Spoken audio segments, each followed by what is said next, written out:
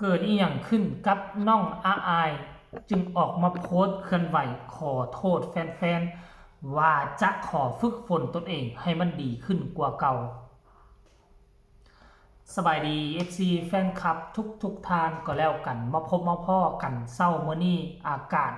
ค่อนข้างว่าซุ่มซืนฝนตก2 มื้อที่ผ่านมาแต่ว่าเมื่อวานนี่แปลกแน่น้อยหนึ่งตกตอนช่วงประมาณ 11 โมงหา 11 โมงครึ่งตอนกลางคืนหรือประมาณ 4 ทุ่มนี่แหละท่านผู้ชม FC แฟนคลับตกหนักพอสมควรน้ำท่วมถนนเฮ็ดให้ต้นไม้ใบหญ้าเขียวสะอุ่มขึ้นมาทันทีทันใดที่สำคัญพวกเขาอยู่สนุกสุขสบายแน่นอนจะบ่ฮ้อนจะบ่มีเหงื่อไหลไข้ย่อยบ่ต้องเป็นต้องเปิดเปิดแอร์และมื้อนี้ท่านผู้ชมตอนนี้ก็คือ8 โมงกว่าๆแล้วตะเว้นยังบ่เห็นขึ้นเทื่อนั่นหมายความว่ามื้อนี้มื้ออื่นฝนก็อาจจะตกเส้นเก่าเส้นเคยเนาะคลิปนี้ต้องขอทักทายสบายดี FC แฟนคลับน้องอาอายสกุลนพรลูกสาวของวอดนกพงศกรกันแล้วกัน หลังจากที่ทุกคนก็น่าจะได้เห็นการแสดงของเสียงวิหกในค่ำคืนที่ผ่านมานี่อาอายก็ได้ขึ้นไปทำการแสดงตามปกติแต่ว่าเมื่อประมาณ7 ชั่วโมงที่ผ่านมาค่อยพยายามไปไล่ซอกหาคลิปวิดีโอต่างๆอยู่ในการแสดงของเวทีเสียงวิหกบ่เห็นเล็ดลอดออกมาแต่ว่าทีแน่ๆอาอายได้ออกมาโพสต์เคลื่อนไหวแบบนี้แล้วนั่นหมายความว่ามันต้องมีอีหยังเกิดข้อผิดพลาดเกิดขึ้นอยู่ในบนเวทีเสียงวิหกแน่นอนทุกคนแต่ว่าจะเป็นการผิดพลาดแนวใด อันนี้ค่อยบ่ทราบเมื่อประมาณ7 ชั่วโมงอาอายออกมาโพสต์ว่านี่ทุกคนขออภัยว่าสนิทเดี๋ยวนะเสียงไม่ค่อยดีปานไหนเพราะเป็นหวัดเมื่อคืนนี่คันคอเมื่อคืนนอนบ่หลับไอเมื่อคืนก็ว่าแมนทุกคน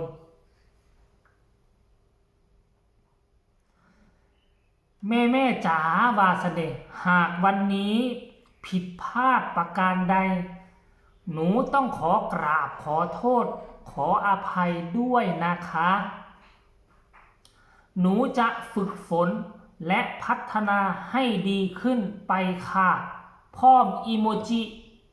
น้ำตาตกน้ำตาย่อยห้องให้พ่อมือมนบขอโทษแนวนี้ค่อยเชื่อว่าการที่อ้ายออกมาโพสต์ลักษณะแบบนี้นั่นแสดงว่าน้องต้องผิดพลาดในการแสดงอยู่บนเวทีแน่นอน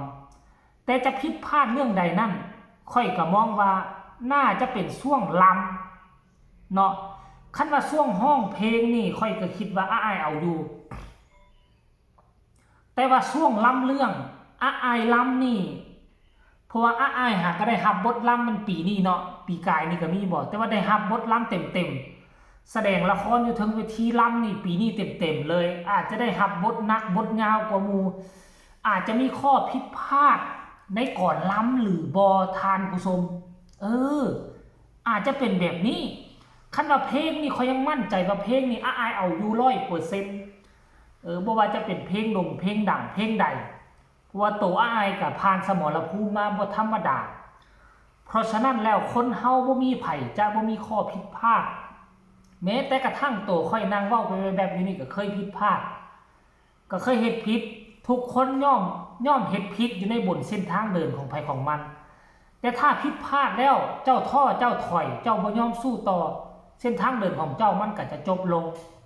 แต่อ้ายสกุลนพรบ่เป็นอันนั้นผิดพลาดก็ขอโทษขอโอกาสนำบรรดา FC แฟนคลับขอโอกาสนำบรรดาแฟนๆนี่แหละคือจิตใจนักสู้บางคนนี่ผิดพลาดละอายได้อายคนอื่นเขาแล้วก็บ่สู้ต่ออายแล้วก็ลบหนีปัญหาหนีจากเส้นทางเดินไปเริ่มต้นกับอาชีพใหม่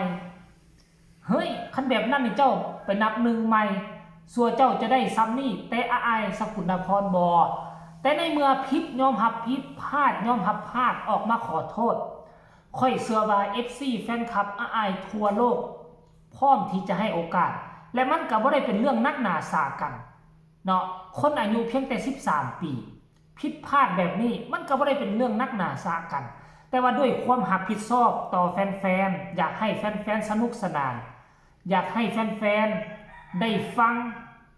เนาะก่อนลอกก่อนลำที่มันมวนที่มันบ่ผิดบ่พลาดแต่บังเอิญเพิ่นเฮ็ด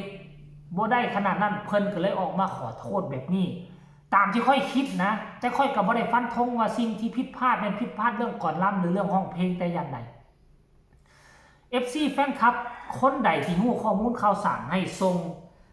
ข้อมูลมาทางใต้คอมเมนต์ให้เจเบาลาวก็ได้เด้อท่านผู้ชมเนาะเดี๋ยวไปฟังคำคิดคำเห็นก่อนเฮาอาจจะได้ข้อมูลข่าวสารอีหยังเพิ่มขึ้นก็เป็นไปได้เนาะคอมเมนต์นี้เพิ่นบอกว่าไม่เป็นไรลูกว่าซั่นเด้คนเฮาย่อมผิดพลาดกันได้หมดว่าซั่นเด้ คนนี้บอกว่าบ่เป็นหยังว่าซั่นคนเฮามีผิดพลาดกันได้สู้ต่อไปลูกฝึกฝนตลอดเดี๋ยวหนูกับเก่งแม่ FC จะคอยอยู่ข้างหนูให้กำลังใจหนูตลอดไปนะจ๊ะน้องอาอายสกุลพรว่าซั่น คอมเมนต์นี่เพิ่นบอกว่ากำลังใจนะคะว่าซั่นเด้เชื่อว่าสกุลพรต้องทำได้เป็นกำลังใจให้หนูให้กำลังใจตัวเองเชื่อใจตัวเองบ่ท้อลูกสาวพ่อจ๋าไม่กลัวไม่กดดันตัวเองยากกว่านี้สกุลพร